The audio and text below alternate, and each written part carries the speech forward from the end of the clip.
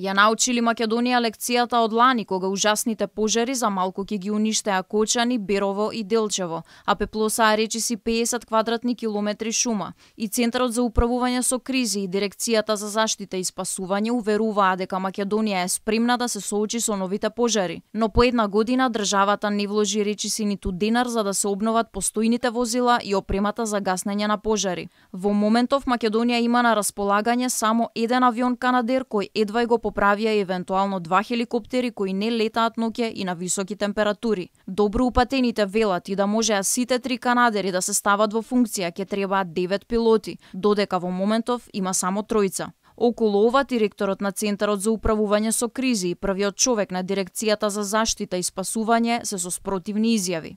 Секое материјално-техничко средство треба да го користи човек.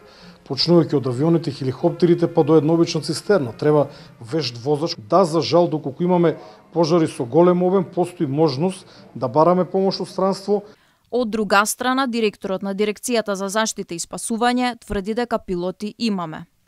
Дел од пилотите заврши обука, другиот дел од пилотите ќе го завршат до крајот на годината. Тоа што беше отворена како постапка веќе 2 години, затоа што да не забораваме дека имавме ситуација со корона, кој што година и пол беше се затворени и за време на тој период они не може да ги завршат тоа што им беше започнато.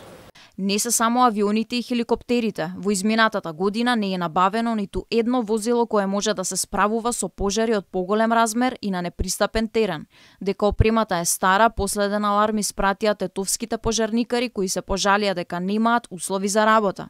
Инаку Македонија, според минималниот број на професионални пожарникари во противпожарните единици, има недостиг од пожарникари речиси во сите градови.